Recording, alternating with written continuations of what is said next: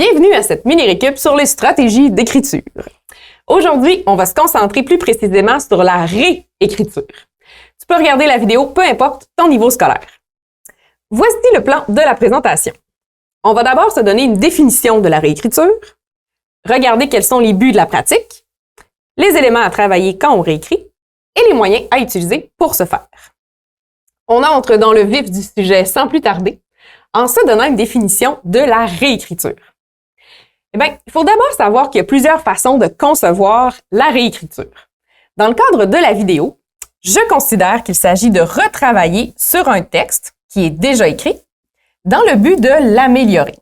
Alors, ton texte est déjà produit, mais il est encore en construction, en chantier, un peu comme on représente sur l'image juste ici. Je te pose déjà une première question avant d'aller plus loin. Vrai ou faux? Un texte sans erreur d'orthographe, de syntaxe et de ponctuation est un bon texte. Eh bien, c'est faux. En effet, la qualité d'un texte, ça se mesure à bien plus que l'absence d'erreur, de syntaxe, d'orthographe, de ponctuation. Alors, même si certaines personnes considèrent que corriger les erreurs dans un texte, ça fait partie de la réécriture, pour nous, ce n'est pas des synonymes. Quand on va retravailler un texte, on va plutôt se concentrer sur la clarté et la richesse du texte plutôt que sur les erreurs. Maintenant qu'on sait ce qu'est la réécriture, ça pourrait être pas pire de savoir à quoi ça sert. En gros, quand on réécrit, c'est dans le but de rendre notre texte meilleur. La réécriture te permettra, entre autres, d'enrichir ton texte, de l'améliorer, d'être plus satisfait de ta propre production finale et d'obtenir un meilleur résultat. En plus, ton texte va être plus facile, plus agréable à lire. Mais là, est-ce que c'est tout le monde qui réécrit? Vrai ou faux? Les auteurs et les autrices écrivent leur texte d'un seul coup. La réponse est faux. Un texte, ça ne s'écrit pas d'un seul jet. En fait, le travail d'écriture, c'est jamais vraiment terminé. Mais c'est une bonne nouvelle, ça veut dire qu'on peut toujours améliorer notre texte. Les auteurs et les autrices vont eux aussi réécrire. C'est juste qu'on est toujours exposé à la version finale de leur écrit. Donc, un article de journal, un roman, c'est dans leur meilleure version qu'on le voit. Mais le texte des experts ressemble aussi à ça avant d'être publié. C'est-à-dire qu'il va y avoir des ratures, des bouts effacés, des ajouts. Bref, garde le moral, c'est complètement normal de réécrire.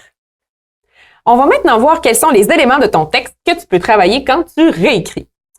Selon tes difficultés, tu vas pouvoir choisir un des 11 éléments que je vais te présenter. Mais là, travaille pas sur tous les éléments en même temps, là. Selon tes besoins, tu en choisis quelques-uns, puis au fil du temps, tu vas pouvoir te concentrer sur de plus en plus d'éléments à la fois. Si jamais ton prof a corrigé ton texte avant la réécriture, tiens compte, oui, de tes difficultés, mais aussi de ses commentaires pour savoir sur quoi te concentrer en premier.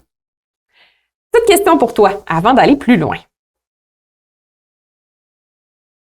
Selon toi, quels éléments peuvent être travaillés lors de la réécriture? A. Le titre. B.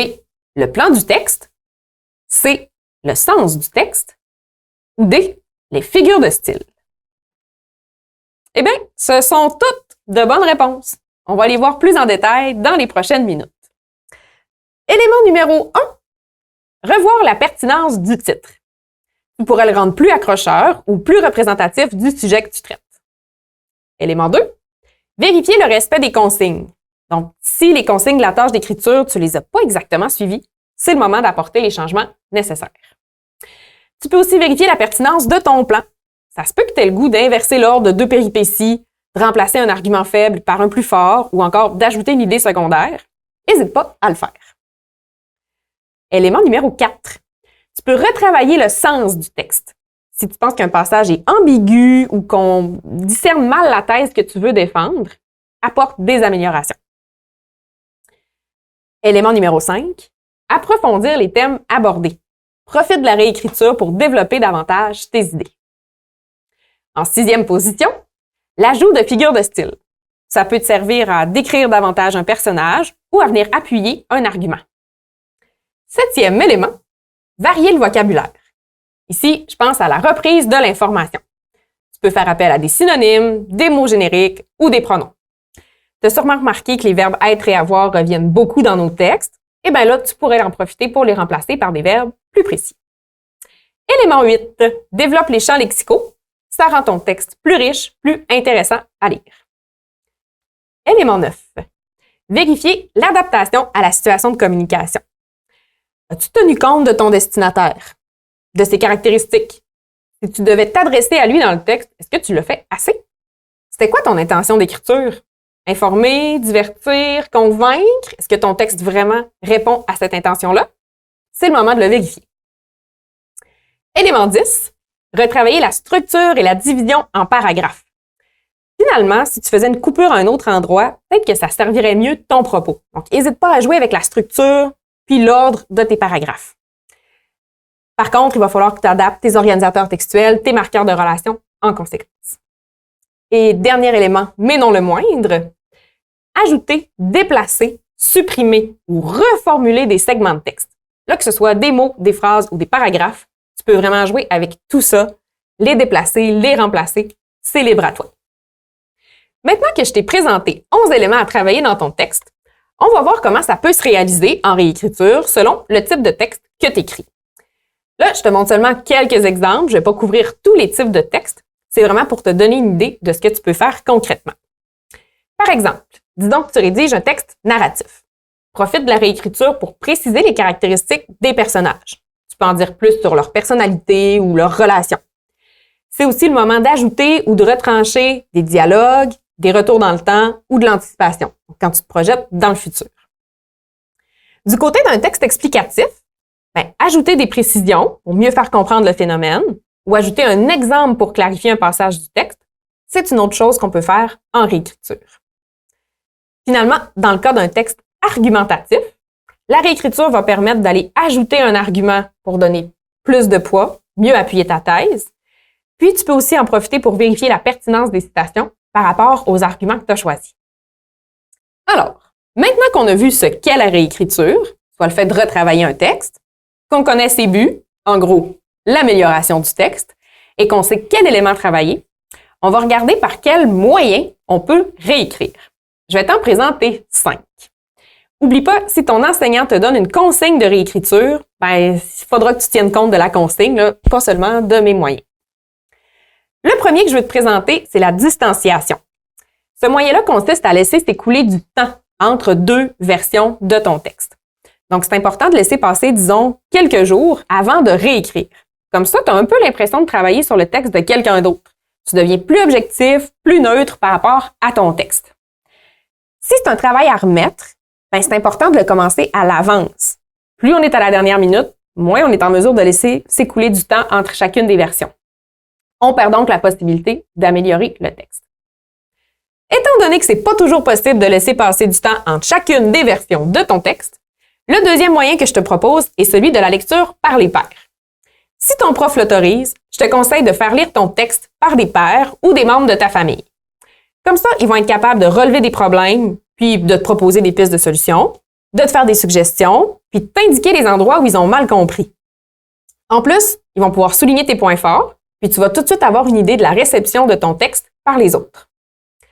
Bon, disons qu'il n'y a personne pour relire ton texte. Je te propose le moyen numéro 3, soit la représentation d'un lecteur fictif.